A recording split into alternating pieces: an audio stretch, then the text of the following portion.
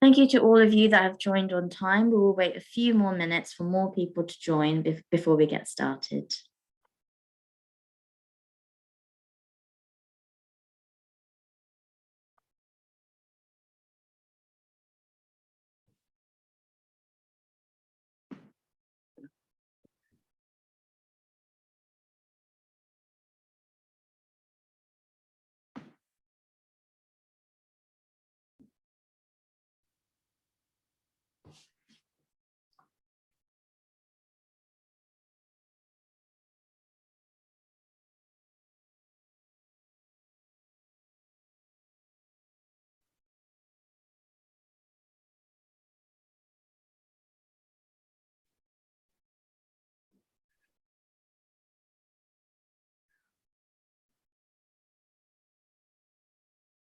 Welcome to this webinar hosted by Cogo. We have 60 minutes today to discuss the topic of this webinar, which is the race against time, how banks can play a more urgent role in the transition to net zero. This webinar is being held today as we are hot on the heels of COP27 and all the developments over in Egypt are still front of mind. Even the policies that were born out of COP25 are yet to be finalized. What is clear is that sustainability cannot be achieved overnight. However, what COP has shown is that we cannot rely on the action of governments alone. We need financial institutions, businesses, and individuals to collaborate.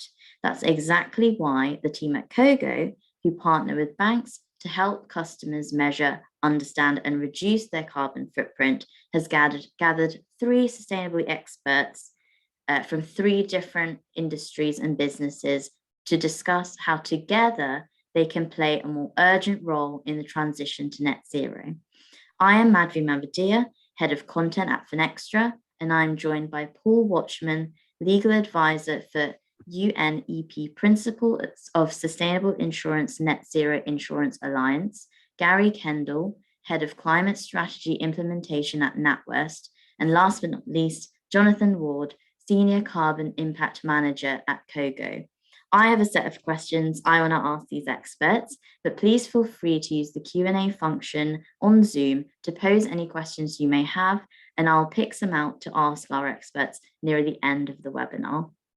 To kick off the discussion, it would be great if you could all introduce yourselves and your role. Gary, I'll turn to you first. Yeah, thanks, Madhvi. So I, as you said, I'm Head of Climate Strategy Implementation at NatWest. I work within a group function. We have a Climate Centre of Excellence located within the strategy function. And I see, rather than actually climate strategy implementation, I think I see my role more as integrating climate change considerations into the group strategy. I don't think actually such a thing as a climate strategy really exists. I think that strategy is developed within the context of climate change. And so that's how I kind of sort of discharge my responsibilities. Thanks, Gary. I'll turn to you, Paul. Oh, thank you. My name's Paul Watchman.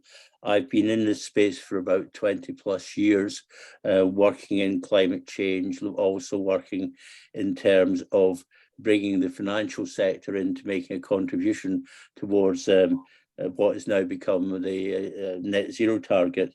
But I think it's important to recognise that from about 2000, banks were starting to look at the impact that they had in terms of the Equator Principles, which dealt with large infrastructure projects, through to the fiduciary duties of investors and banks towards their clients. And I think one of the things that's not recognised enough is just what a force they've been in terms of renewable energy, in terms of shifting the debate on. And one of the difficulties banks obviously have is that they've got long-standing clients who are fossil fuel companies, and they have a responsibility to communities. And that's where we'll come back to this, I'm sure, is the whole role of banks and other financial bodies in terms of a just transition. Thank you, Paul. We will come back to some of the points you mentioned. Jonathan, please introduce yourself. Thank you, Madhvi. So my role as the Senior Carbon Impact Manager at Cogo is supporting our work with with banks and the use of financial data and carbon data to help us footprint measure our carbon impacts across the countries we work in and help develop action so that we can reduce those impacts. I've been working in the kind of climate space for the last 2 decades, policy, practice and research, and I'm really interested in innovation and how we can use data and tools to amplify and accelerate action. Thank you so much, Jonathan. So let's get started with some questions. The main talking point of today, and my first question to you all, is how do we unlock the power of financial institutions in delivering emissions reduction in society and the economy? Gary, would you like to take this one first? Thanks. Yeah, I mean, this is what gets me out of bed every day is, this question in the end is what probably we're all here to do. And it's a very, very, very broad question, of course. Banks operate within a system of rules and incentives and regulations that aren't always aligned with the objectives of societal interest, and that's certainly the case here. What we really need to think about is how we bring about system change at quite a deep level. So we can tinker around the edges. There's plenty that we can do to finance this or that or the other technology or companies that are committed to net zero targets and all the rest of it. But in the end, we are talking about some pretty profound system change, and the rules of the game need to change to become in register with the overarching objectives of how do we take our socioeconomic system down to net zero by 2050. Of course, the not only the destination is important, but also the trajectory is important. And how do we do that without a substantial harm to society and to civilized discourse and progress and all the rest of it. And so, what we're actually dealing with is, of course, multiple systemic challenges, not just carbon. And I think that one of the things that is quite tempting, of course, it's a trap, but one of the things that's quite tempting to do is sort of reduce everything down to units of carbon and then say, okay, let's solve for this, and then we'll think about all the other things later. And I think that it's probably useful to think about this as climate change as actually a symptom of an underlying problem. The underlying problem is that we have an economic system in ecological overshoot while it's failing to meet society, universal human needs. And there are a number of symptoms that emerge from that problem. Climate change is one of them. It's particularly important, of course, but it's not the only one. Thanks, Gary. No, I completely agree with you. There's multiple challenges, and as like you said, before we can get to 2050, we need to make sure that we've got the right goals to go from now to 2030. What are we doing to make sure we get to 2050? Paul, same question to you. What are some of the things that financial institutions or organizations within finance can do to deliver emissions reduction? Okay, I think just to give you an idea of the scale of change, back in 2005, when I was approached by the UN about whether or not ESG was consideration was compatible with the fiduciary duties of investment decision makers, including banks, insurers, pension funds, etc., we could have got all the people who knew about this in a very small bus. That's globally. But now you find in banks and other institutions, they have got frameworks. They've got people who are head of risk or head of sustainability, etc. And if you look at, I was thinking the other day about Lloyds Bank, which obviously had its troubles to seek during the systemic collapse of the banking system. But if you look at Scottish Widows, which are part of Lloyd's, they have entered into various forms of bonds, sustainable bonds with Goldman Sachs, etc. So I think one of the things that banks can do is to look at their internal values. It's an inside out problem in the first place, and look at where their carbon footprint is and how their clients, and often I remember some years ago banks saying, well, we've got nothing to do with human rights, it's our clients.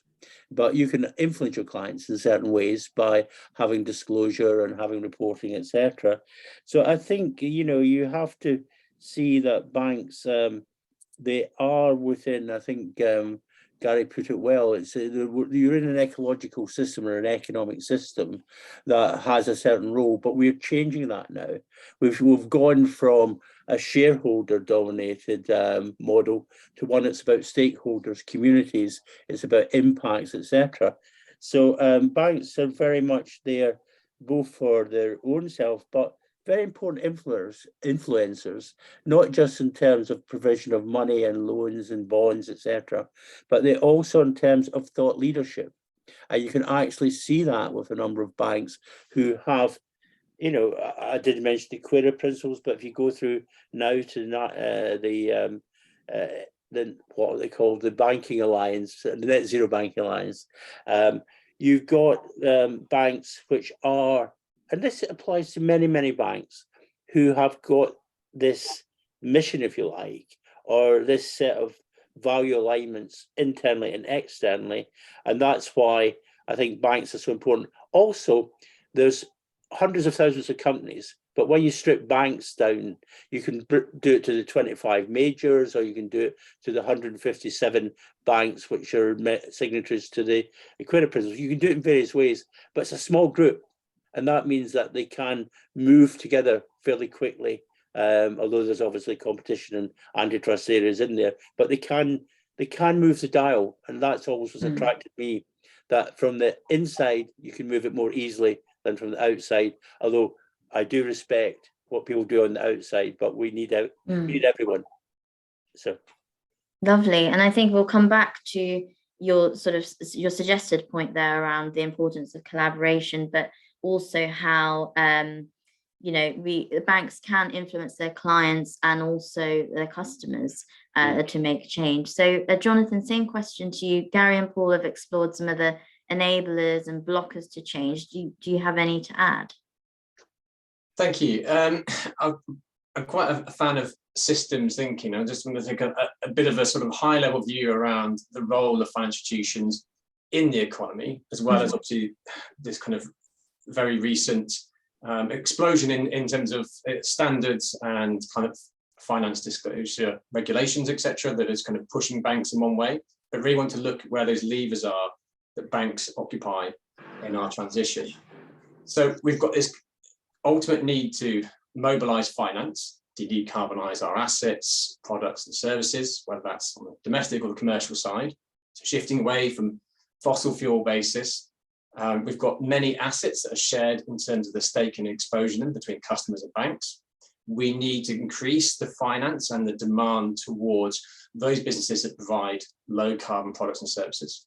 We need to understand our impacts as consumers, as small businesses, enterprises upon climate and broader impacts of consumption per se on the environment. So that means becoming carbon literate.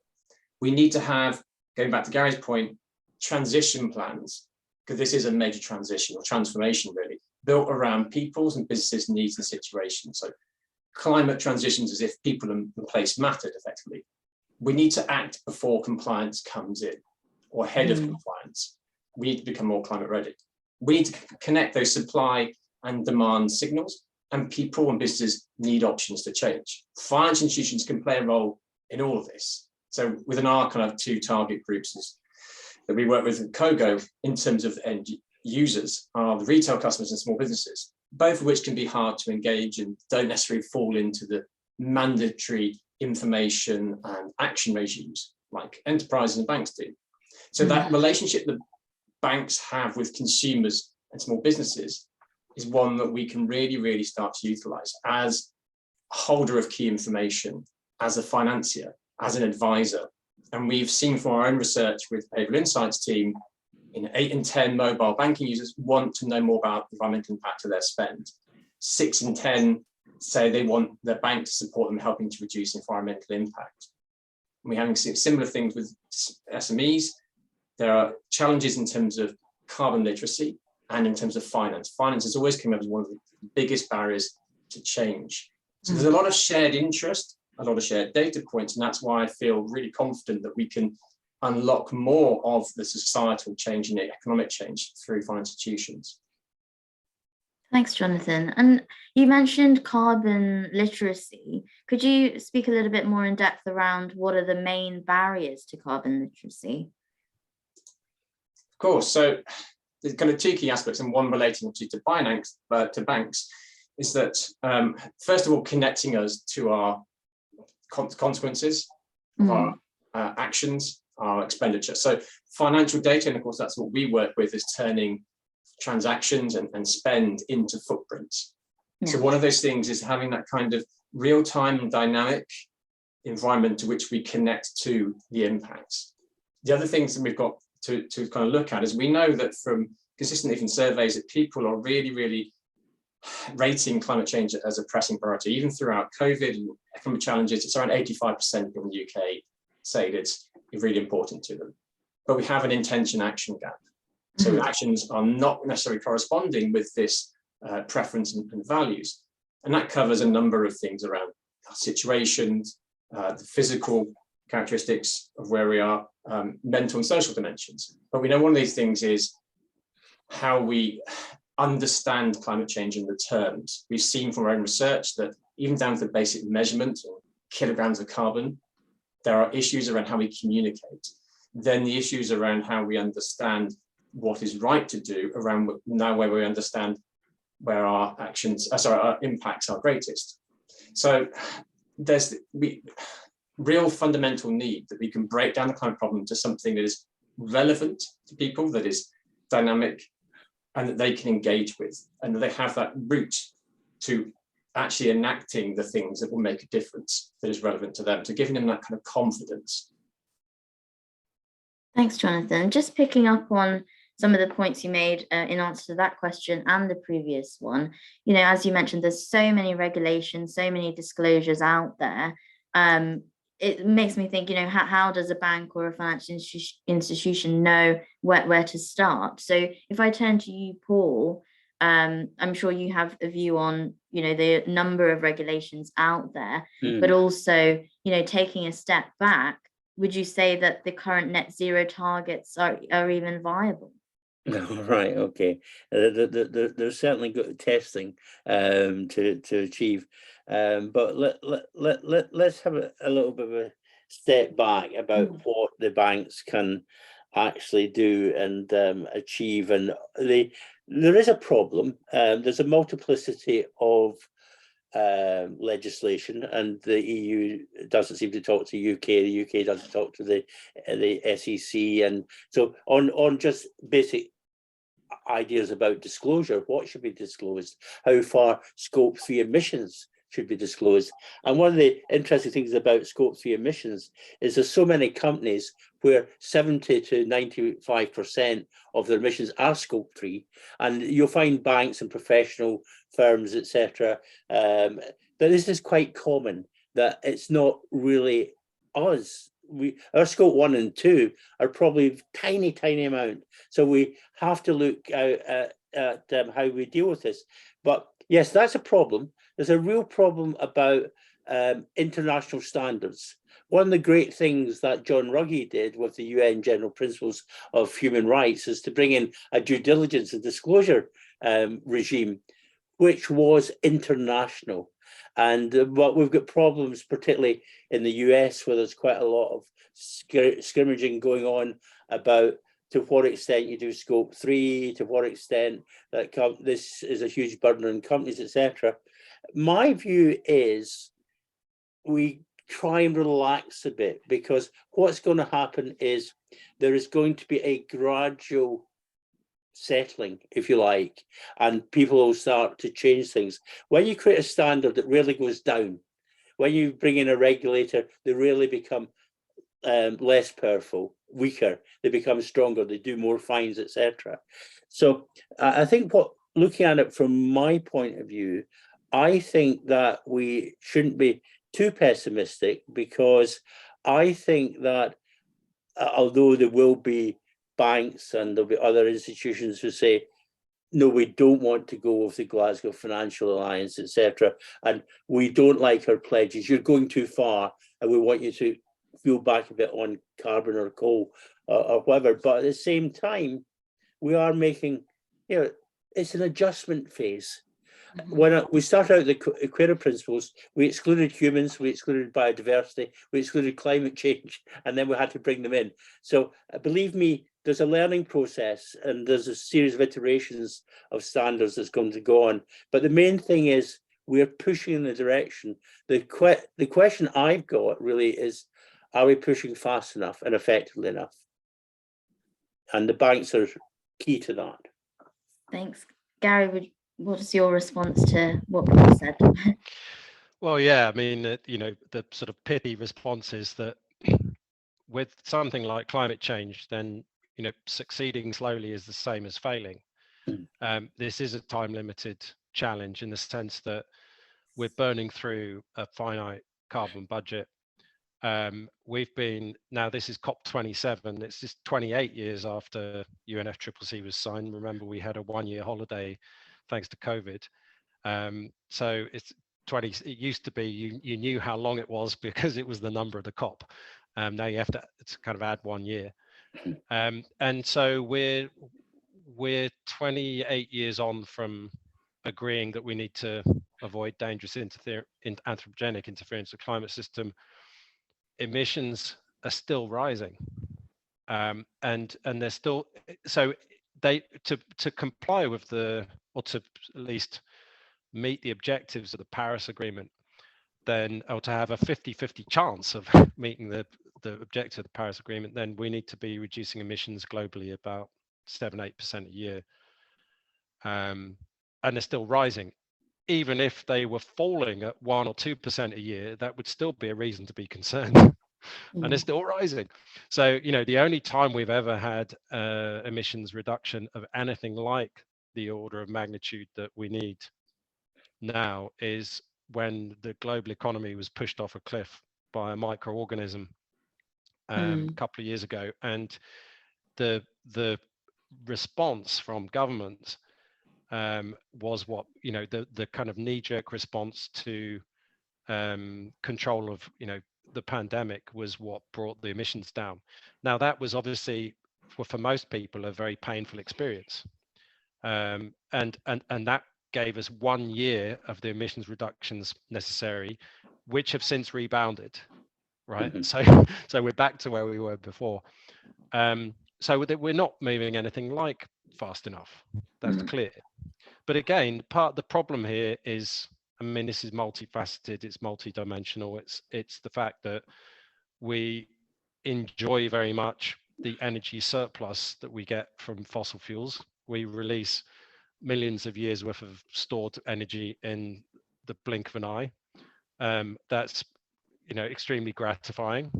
We experience that in terms of quality of life and all the rest of it. It's hard to let go of that, but we have to, because the act of releasing that energy is actually undermining the conditions for prosperity in the long term.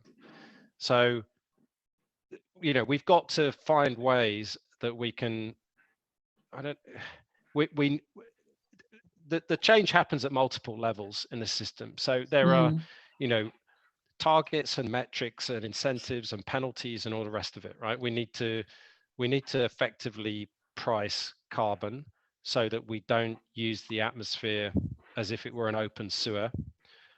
We need to think about the distribution of the benefits, because this is a global commons, the atmosphere. Some of us are over-occupying that global commons, and some of us are pretty much denied access to it. That's fundamentally unfair. We're approaching this as if it were merely an engineering challenge. it's partly an engineering challenge, but it's first and foremost a challenge of values and ethics, and it challenges what it means to be a human being.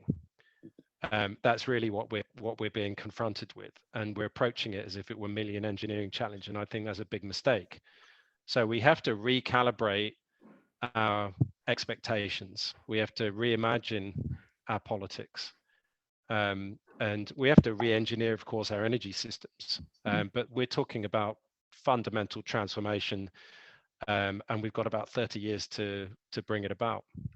Thanks, Gary. We're sort of halfway through our webinar, so just a reminder to our audience to please submit questions in the Q&A box on your Zoom platform. Gary, I think let's talk about some of the solutions now, and I'm wondering what is. Sorry, could I come in here, because I think Gary's put it's a really good point, and I used to describe it as 1916 and the carbon war, because up to 1916 the government had business as usual, and then in 1916 we're losing the First World War, and then they brought in munitions controls, women went to work, profits were regulated, conscription came in, rationing came in. You know, there is this idea that you have to really, and governments have to do this, they just have to look at what you need to do to get there within the next 5 to 10 years. And it's going to be difficult for people, but wars are difficult for people, pandemics are difficult for people. And the difference here is wars end usually, and you know there is a lot of damage and death, etc. But the end game here is that we all end. And so I just think that if we do regard this as a time of national or international crisis, and that we do take steps, and I think the UN Secretary General has been very, very, what would one say, frank about, you know, what's happening, what's not happening. And I think we have to get to that stage. So if people were thinking that I was saying, all right, okay, the banks will get there eventually, we don't have eventually. We have, you know, maybe 3 years, 5 years, whatever. But I think governments have a responsibility to push on many fronts very, very quickly. And I think that they shouldn't shirk it, and neither should we, and neither should our institutions. Thank you, Paul. Very clear. I think, like I said, I do want to kind of move on to the solutions. And Gary, I'll come to you to ask you what is the role of data and ESG technology solutions? What role do they play? Well, data is, I'm glad you brought it up, because it's incredibly important to have good visibility in order to be able to make the right decisions, of course. And you know, we know on the micro level, on the personal level, that from behavioral economics, you know, small things like putting your energy meter like next to your thermostat rather than hidden in the cupboard under the stairs, or you know, outside in the garage or whatever. Little steps like that can actually bring about some quite you know, profound change in behavior. So just having that data visibility and feedback loops, also very important, that we get a fast feedback. One of the problems with climate change is that the physical signal that we get from the Earth system operates on a very, very slow feedback. And so, you know, as we are going through this process of reducing emissions down to zero, the atmosphere is still loading with greenhouse gases. It's only when you get to net zero that the concentration of greenhouse gases stops rising. And so that means that if it takes us 30 years to get to zero or net zero, we're committed to 30 years of worsening climate change. Now that's an incredibly difficult proposition to explain to the public, and to explain to shareholders, and to explain to governments who operate on a cycle that is much shorter than 30 years, right? So the kind of evaluation cycle is completely out of whack with the delay in the feedback in the system. And again, as I mean, Jonathan mentioned the importance of being able to think in systems. I think it's really important, and Paul Paul mentioned, the kind of important role of thought leadership. And I think that being able to explain this and have this well understood, that we are going to go through a period of rapid change, and the benefits won't accrue. Actually, the climate benefits don't really accrue for about 30 years.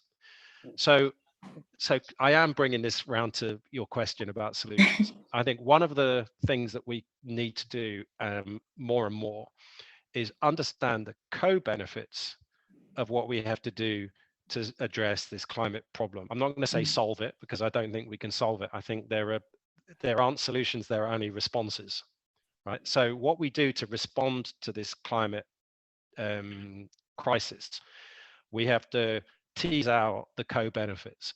The co-benefits, by the way, that have an immediate or short-term feedback loop, where you can actually see the benefit very quickly. And an obvious example is helping people to save energy, to avoid energy consumption or to become more efficient in their use of energy. Often that requires some upfront investment. I mean, we confuse ourselves because we talk about the cost of doing this, that, and the other. And actually, if there's a payback, it's not a cost, it's an investment. So firstly, we can change the language around this and say, if you invest in X, Y, or Z measures, you can have a short-term, or in some cases, instantaneous payback, right? That's a co-benefit of a climate change mitigation measure. Another example is, and we all, I won't project my own experience, but I certainly experienced that when I was living in Johannesburg at the time of we had level 5 lockdown. I can't remember which year it was now. It's like, was it 2020? I think the pandemic. But anyway, whenever it was, the level 5 lockdown, we were all kept in our houses for about 6 weeks. And the air quality in Johannesburg was sensational, right? Within a week or two, we noticed that. And it was like, wow, right? This is an immediate benefit of reducing motor vehicle tailpipe emissions, right? And eliminating congestion and reducing the consumption of fossil fuels. It had an immediate benefit, and everybody in my circle noticed and enjoyed. And that's the kind of thing that we need to kind of accentuate, because it's very, very difficult to sell the climate change benefits of climate change mitigation, because the benefits of consuming fossil fuels accrue to me here now. The costs are borne by someone else, somewhere else, sometime else, right? And so we have to figure out a way to kind of couch our solutions in a sort of in terms that our culture is able to understand, given its sort of short-term fixation. Of course, the other way of doing this is to try to reprogram everybody to be able to think much longer term, right? But that's a bigger effort, I suggest. So what can we do to unlock the co-benefits through helping individuals and businesses invest today to deliver benefits over a period of time? That's actually the purpose of banking in the end, is to take something that seems unaffordable and make it affordable by spreading the cost such that the benefits sort of outweigh the cost as it's been spread over many years. Thank you, Gary. Jonathan, I want to come to you and see what your response is on these co-benefits, and also what Gary mentioned around the importance of data visibility and feedback loops. Absolutely. I'll touch on the co-benefits part first. I used to work within the sort of city space and local authorities. And there, along with government and finance, as Gary mentioned, this was a really important agenda, particularly on those things that have longer traditional return investment timeframes. So cost benefit analysis that you can allows you to incorporate some of those health benefits, reduction in other costs, improvement in educational attainment, job creation, etc. There's a lot of systemic values, but they often occur. So just like the impacts, the benefits can accrue outside of the person who's paying, and how you create these kind of value chains across. And within the area of retrofit, innovations like property-linked finance and co-investment between local authorities or health subsidized, just boilers on prescription, etc. These are really interesting innovations that might start to unlock some of these things where we know the value creates there for society, but not just in one particular silo. And of course, there are many other benefits we know comes along with tackling climate change that Gary's already mentioned. And just going back to the data question, I've been working a long time in reporting and building models and climate plans, etc.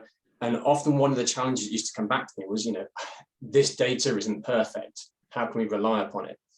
And there's this tension that we're having to navigate at the moment, particularly the time to be mentioned around the targets. We have about 8 years left of our carbon budget at current rates. So what is the enough information, enough quality information to move forward, and how do we progress that? It's quite easy to become a prisoner of perfect information. There's the other thing around moving from lagging to leading indicators.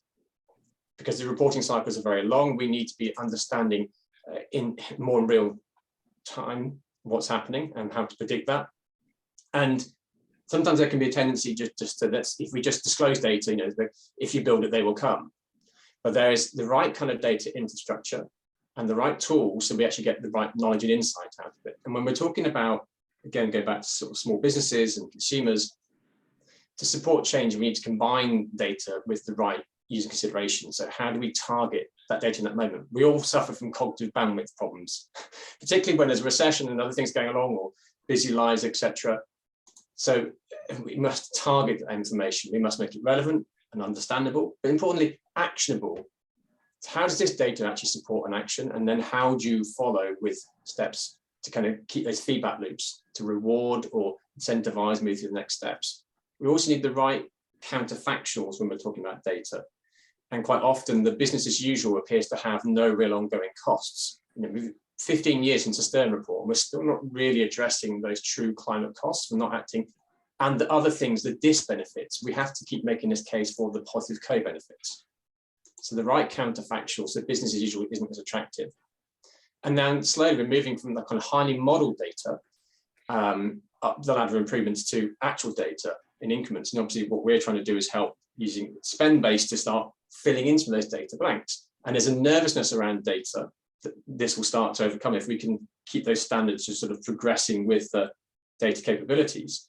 That without again the perfect data, we shouldn't rely on it. And if you at the moment go to disclose, where you will find that particularly for banks, because of this huge scope 3 element, that you look bad by really reaching out and identifying all of your emissions. And then this is something the initiative Rewired Earth has been looking at, for example, which is you're penalized from showing more of your emissions event. So full data disclosure across your full value chain, full supply chain, paints a really big red mark against your emissions profile. Saying you can't report all of them gives you a smaller profile.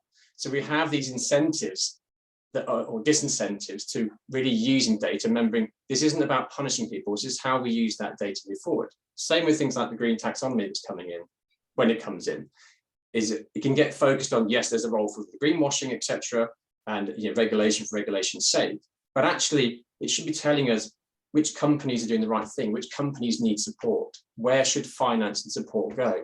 So again, it's always going back to saying data is good, but under what circumstances? Thanks, Jonathan. And thank you to all of you at home who have submitted questions. I'm going to pick out a few to ask, but if we don't get to your question, please connect with our panelists after this webinar. But one of the questions that has been posed by the audience that I'd like to ask you is, what practical steps can banks, institutions, individuals take today to start influencing the system changes needed to achieve our emission reduction goals? Who'd like to take that one?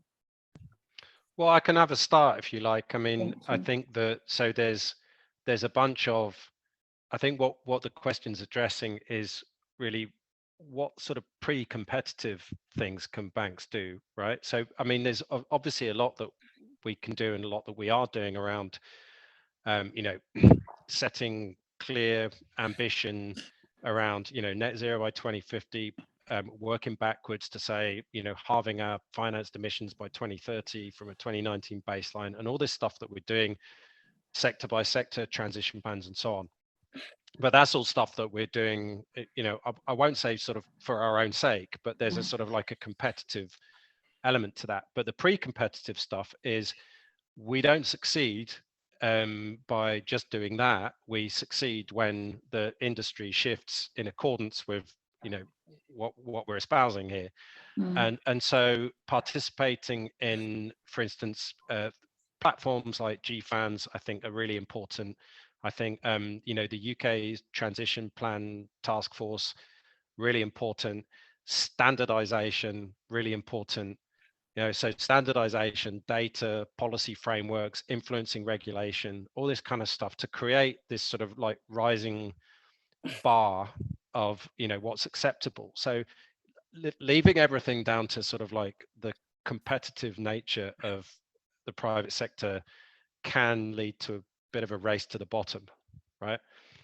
Trying to come together and say there are pre-competitive reasons why we want to bring about this system shift, right? Because, and on some sort of philosophical level, we are, not even a philosophical level, practical level, we're human beings, family members, community members, first and foremost, right? We happen to work for companies as well, right? So we need to recalibrate that sort of the order of things in our minds. We want to succeed for the sake of human civilization, right?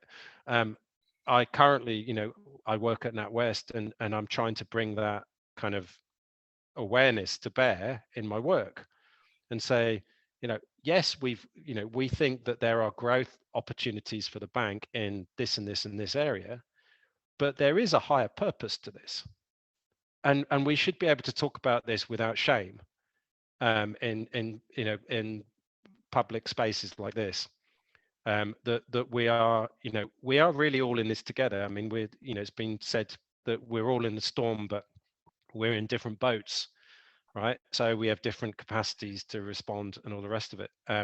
So I think that, just sort of, I suppose, to sum up a fairly meandering ramble, is just to say that there's so much we can do, not only in our business and through lending products and services, but in the sort of pre-competitive space, shaping regulation, influencing the discourse, the thought leadership that Paul mentioned, and if we can be successful and show that it's possible to be commercially successful by financing responses to climate change, then others will imitate us, which is another way that we're influencing the system.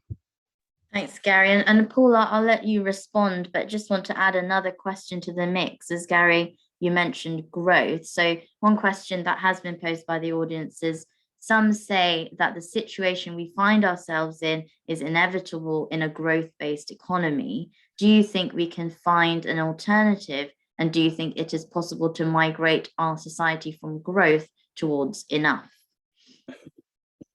Right, okay. Can I just start off by telling you that I had a call the other day from an international bank, not a private bank, but let's call it a global bank. And they said that, they're looking at mitigation, adaptation, etc. And they're looking at what happened at COP27 and what they're going to do in terms of developing countries. And basically, what I was questioned about was, would I rewrite the lending rule book from the perspective of developing countries? And that's what I think that banks could actually do in terms of a number of things that we are looking at in terms of unicorns or technological gambles, if you like, or bet. I think we should be putting more money into looking at green technology. And the example I always give is Scottish Power. 2016, no, they more or less withdrawn entirely from coal. They become almost 100% renewable energy company. But there had to be a transition between being exclusively coal in 2000 to 2016. So that's an example of a company making a big, big difference, because we're no longer going to burn coal, we're no longer going to contribute towards that. And I think that one of the things that banks should be doing is looking at things like the Equator banks, look at the sort of lending that they've done. And the Equator banks operate basically in the developing countries. There's the odd thing in Europe, but it's in terms of the old Soviet bloc and Asia and Africa, etc. And I just think that our banks like NatWest, etc., let's look at what we're doing with the money we've got and whether we're actually channeling it to right places. So, you know, and I did think also when you were talking, Gary, about, I've got a friend, Ricardo Lara, who's the head of the Californian insurance committee, which deals with all these things. And he said, Paul, look at California. We've got wildfires, we have got floods, we have got earthquakes, and this is one of the most populated, rich states in the world. I think its GDP's probably outranks many countries in Europe. And he said, do people not understand when they see things burning down, that they're burning down, or if they're flooding in Pakistan, etc. So this whole idea of getting the financial world to rewrite the lending books, if you like, but not just for developing countries, to stimulate these potential technologies, and some of which I'm more convinced on than the others. And I suppose the other thing about how you get there, and this is really partly behavioral psychology, but it's also partly, we talked about thought leadership, also for banks. A number of banks have got together over the years, whether it be in terms of the principles that came out, the UNPRI, the UN Global Compact Act, or the Equator Principles. I think when we started the Equator Principles, there was 4 banks. And I'm pretty sure NatWest was one of them, so you'll be pleased about that. But certainly ABN AMRO, I do remember, Citi, I remember. So 4, and now it's 157 and worldwide. And I think that's what we need, is that leadership to come and say. And your second part of the question, sorry, I've forgotten in my ranting. That's all right. Do you think that we can find an alternative? And do you think it's possible to migrate our society from? Yeah, I think, you know, again, you know, talking about the pandemic and talking about being locked up and things like that, and people not visiting people in nursing homes or hospitals, etc. I think that there is, if you like, a nobility about people, and if you give them the opportunity to do the right thing, they will do the right thing. But that's where it's got to be explained that it's not all about growth, and it's about like being wealthy. They say that once you get £60,000 a year, that's enough, and your happiness quotient goes down a steep slope after it. So it doesn't matter if you're Musk or you're Bezos or whoever, you get to that comfort zone quite quickly. And I think that's what people have to understand. We don't have to keep cranking up in terms of GDP, etc. What we could do is, as we did during the pandemic, I think you saw a lot of people caring for other people. And do you remember they used to go out and bang drums and pots and things for the NHS? But now the NHS has forgotten, the nurses have forgotten. Yeah, but the thing about it is, if you give them the right incentives and you give them the right, storyline sounds wrong, but if you give them the right messages about this makes a difference. I'll finish up by talking very slightly, because World Cup time, about the difference between FIFA and Manchester United. I won't say anything about FIFA, but I've got this friend who promotes reducing carbon footprints by football clubs. because he thinks that fans will follow the Radfords, particularly to score some goals last night, or the Dalglishes or whatever. And I think it's quite an interesting idea psychologically that these are your heroes, your fans, etc. And they say, what we Manchester United players are doing is we're getting rid of the sort of Finch Range Rover, which is belching out, and we're going for an electric hybrid. You know, all these things mount up. So I'm with the, the tipping point. I think there's a tipping point that it's not just the banks, it's all of us, but the banks can be not just thought leaders, but can lead this idea, well, who do we actually lend to? Do we have enough startup companies, small, medium-sized companies? Are we backing? I've got a scheme for small, it's called Release, which is the, renewable energy local enterprise zones. And in those enterprise zones, which are all brownfield remote sites, you can put up a hydro generator within 6 months, or a wind or a solar farm, etc. Because what we're doing is focusing down on those areas which are really unattractive at the moment or however visited. So I'm giving that idea to particularly to NatWest, because Release needs a lot of money to influence the government to get, because it's based on the old enterprise zones. Do you remember when they closed down Ravenscraig in Scotland and various mining areas in England? They had enterprise zones, and that's what you want: fast permits, fast planning. Let's reduce. Let's go for net zero now. Lovely. Thank you so much, Paul. We've got 5 minutes left, and I just want to turn to Jonathan and pick up on the point you made, Paul, in answer to that question, which is around if you give people an opportunity to do good, they will. So one question to you, Jonathan, is, do you think consumers can actually make a significant difference, or is it really up to the government and big business to make the changes? And if you can summarize your answer in a minute, that would be great. Okay. I thought this question might be coming my way. I think, actually, if anyone who has got this book already, the climate book, I don't get any proceeds, I'm not in it, but I'm just mentioning it. There's a really nice short article by 2 UK academics, Stuart Capstick and Lorraine Whitmarsh, all around this, basically saying, and I completely agree with this, there's this kind of false dichotomy, polarization. It's all government and it's all big corporates, or it's all individual. And actually the truth is, in this kind of systemic relationship, it's somewhere in between, and these signals. Now, back in my days in urbanism, there's this thing called massive small changes. And this chapter talks about this. It's the signals we send. When we're in a social group, buying something, sticking solar panels in the house, the studies that show if 2 people do that within half a mile, a third one will appear within 12 months.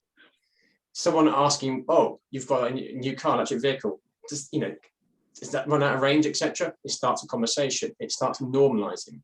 So there are some things we can all do, but we can't all do all of them, and we rely on others to do it. And it's finding out which of the things we can take. But even small things have an effect through social networks, both the virtual and the real, and physically.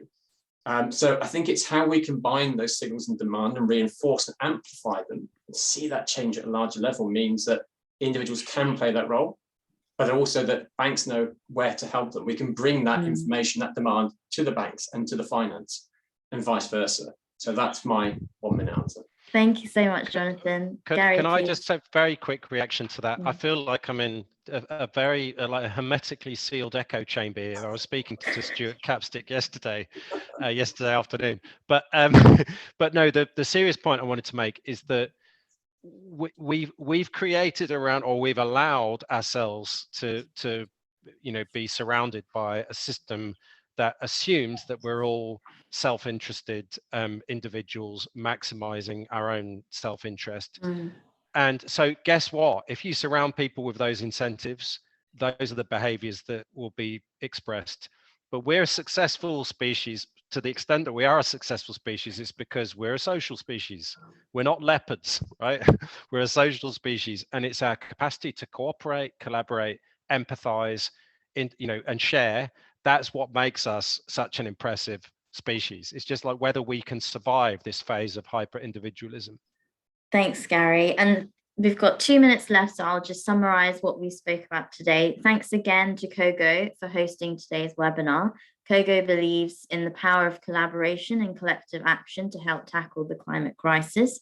In today's conversation, we've covered the enablers and blockers to change, how members from different industries can support each other, and the vast number of opportunities that are available for achieving net zero goals and the transition.